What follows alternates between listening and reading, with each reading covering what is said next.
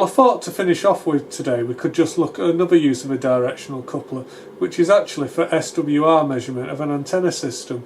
So before we had our transmitter connected to the power input here, and we had it going out, and this could be connected to, for example, something like an antenna. And in the connection that we had before, where we were looking at the forward power, if we connected the spectrum analyzer to this port, which is what we did, what we'd find is that 30 dBs down, the forward power will be sent to the spectrum analyzer, and we could display that. But we also talked about this reverse port here. So what would have happened is, if the antenna was mismatched, if the SWR was high, we would get a reflected wave. Now that reflected wave would come back down our coax, and it would also be prone to this minus 30 dBs, but it would come out of connector B.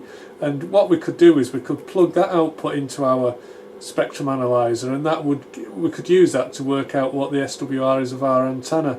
So I was going to do that using this that you saw earlier, and then I kind of remembered that the only antenna system I've got set up in here to show you is 145 megahertz. Well, this directional coupler is only designed to work between 2 and 32 megahertz. As it happens, I did try it and it did seem to work anyway, but I've actually gone and found another one. Now, having looked at the Marconi spectrum analyzer, I thought we could have a quick look at the Rigol, because a lot of people have got these on the shelves. It's the DSA815, and I think these are very, very good. These were the definitely the spectrum analyzer to have at the hobby end of the market, and they work really well.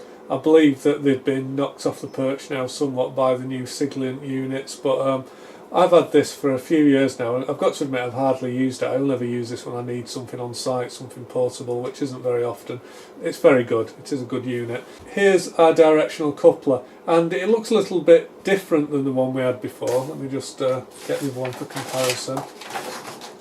And of course, the most striking difference is that this one has got 4 connectors on it and this one has only got 3. Well, in the same way as I marked up this one with in and out and things like that, I've also put labels on this one to help me get it right, because I don't use these things very often. If I don't mark them up, I forget. So I've marked this one up, but this one internally is a little bit different. So the directional coupler we're using now has only got 3 connections, and those 3 connections are here. So we've got 1, 2, 3. The 4th connection is just internally terminated using a resistor, so that's not exposed to the outside world. They've actually just put a resistor in there. Before we had the directional coupler, we had it actually the power coming in at one end. We had the kind of the direction of flow from in to out.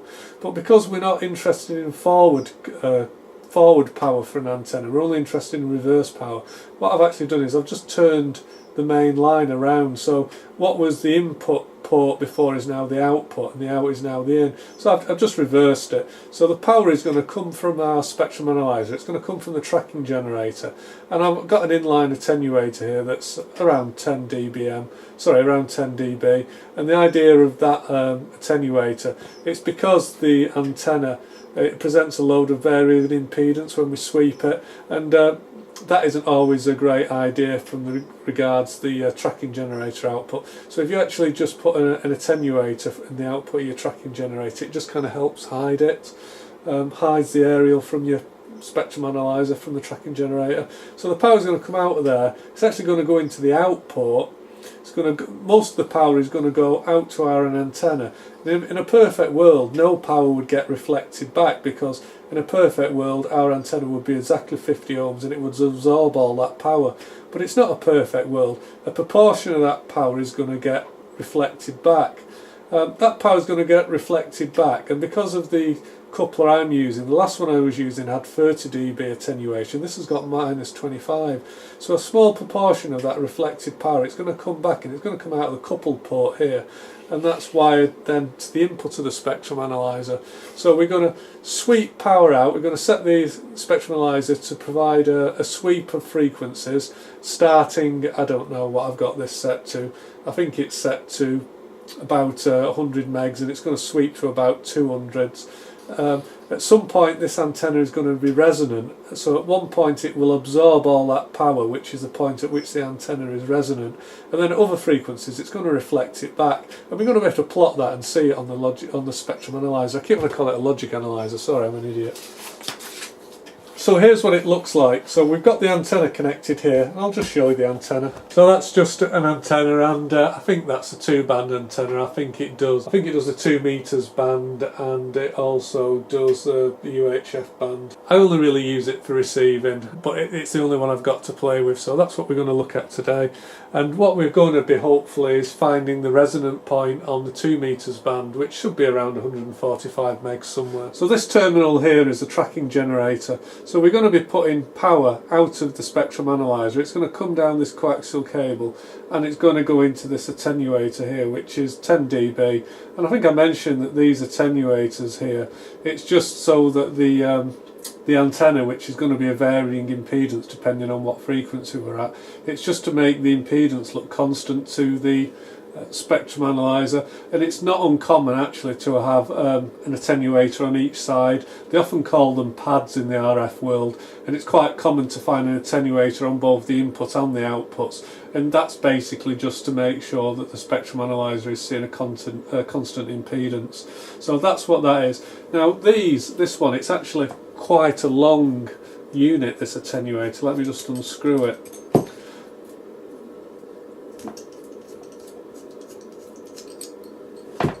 And quite often people screw them onto the front of the spectrum analyzers. In fact, let's do that. I'm not going to screw it on because I'm going to take it off again. A lot of people screw them on the front like that. Well, it always kind of worries me. It probably is the best place to put it if you're doing high frequency measurements and stuff like that.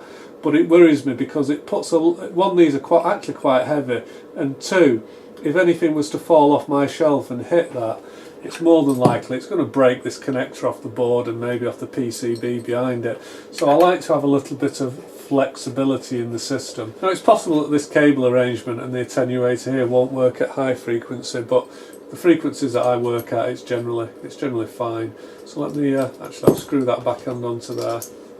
And I don't know if you can see printed on here, it's actually got the word out, because we are going to wire up this directional coupler. We're going to wire it up in reverse. So we're going to put the signal through the output, and we've got the antenna here that's connected to the input. And the reason we're doing that is because we don't want to measure forward power, we want to measure reverse power, and the reverse power is power that's being reflected back from our antenna.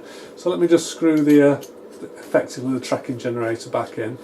And on the other side of this directional coupler we've got what they call the coupled port. Now this is going to be the reflected signal going back into our spectrum analyzer, but because it's a directional coupler and we talked about the coupling factor, it's going to be, for this particular unit, it's going to be 25 dB down. So I've tightened that up, that's going back into there, and this is our antenna connector here, which goes up to our VHF antenna that we looked at earlier. First thing we need to do is we need to roughly set the frequencies we're interested in. Well, we're interested in the 2 meters band, so I'm going to set it to 145 megahertz. So the way we do that is set the frequency button, we type in 145 megahertz, and that's the center point on here is going to be 145 megahertz. Next thing we want to do is, well, what is the next thing to do?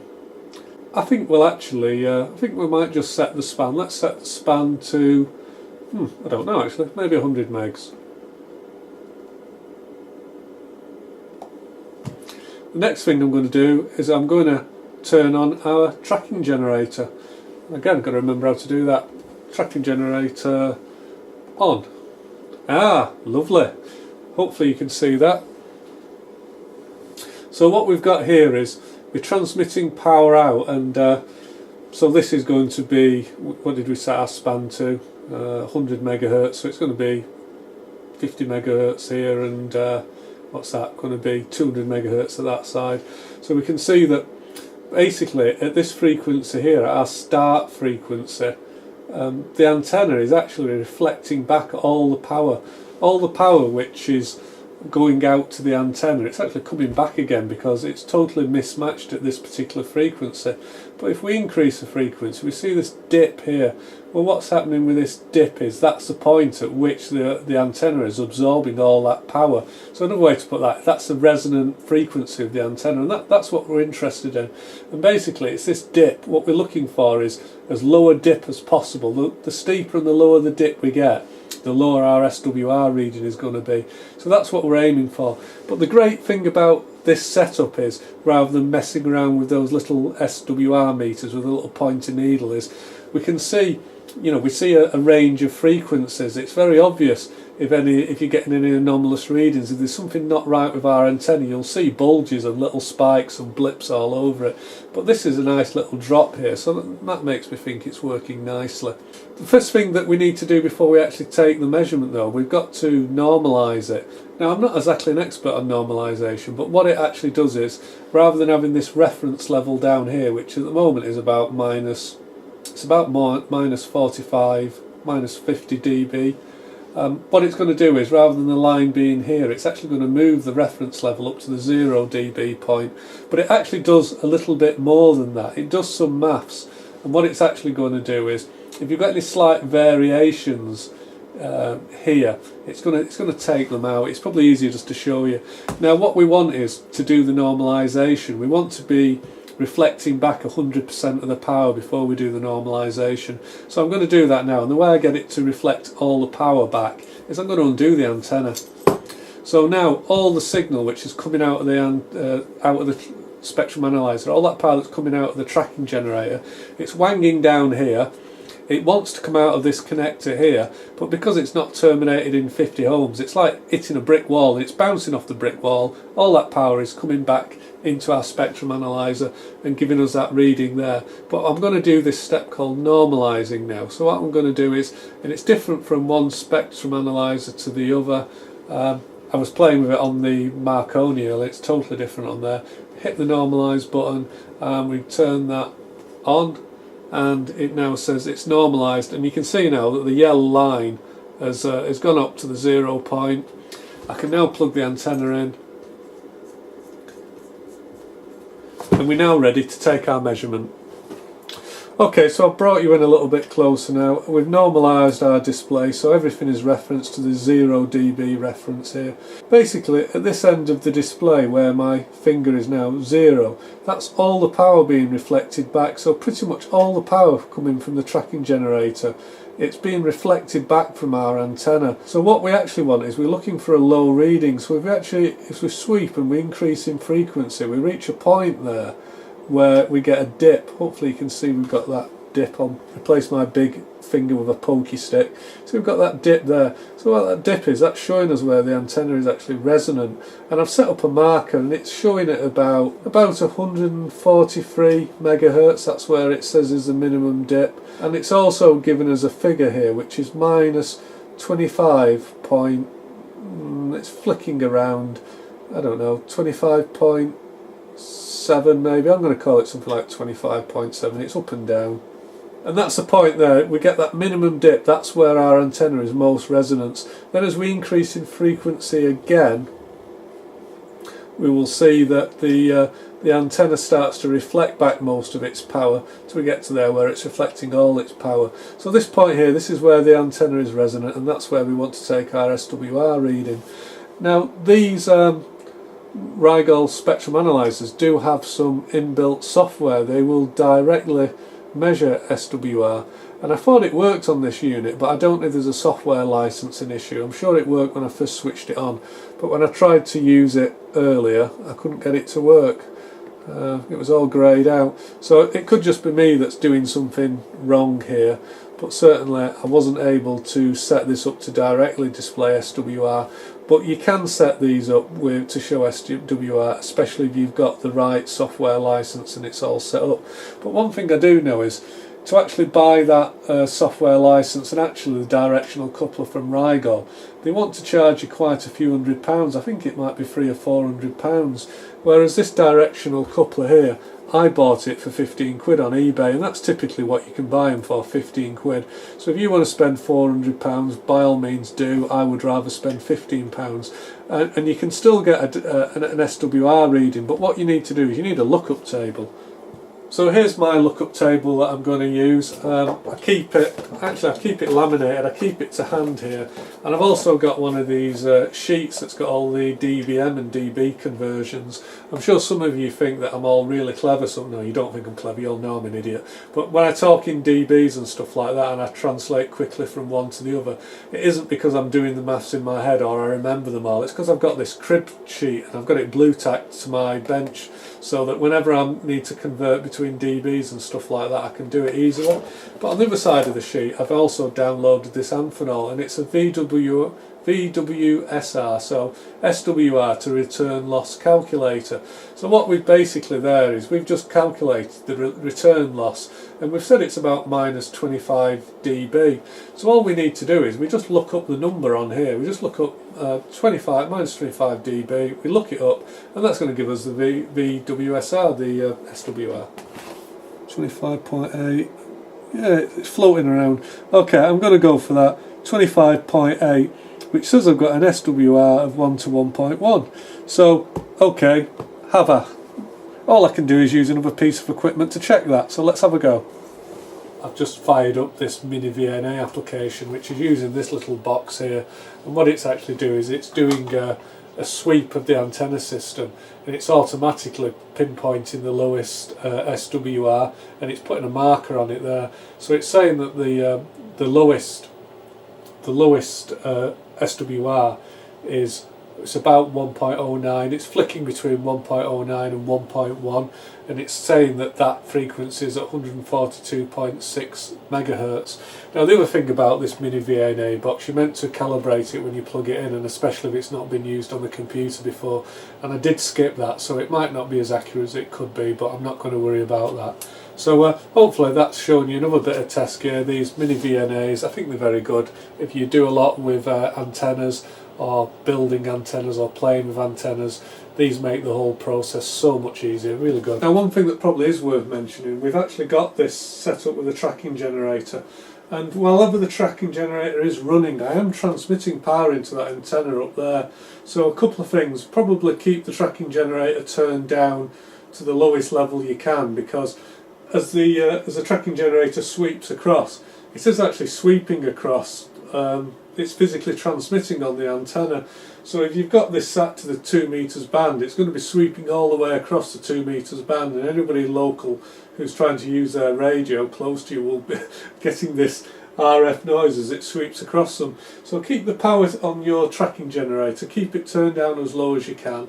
There actually is some advantages to keeping it turned down, because I found if I had the power set too high, I'll probably start to get false reflections. I'm getting reflections and things from stuff in this room.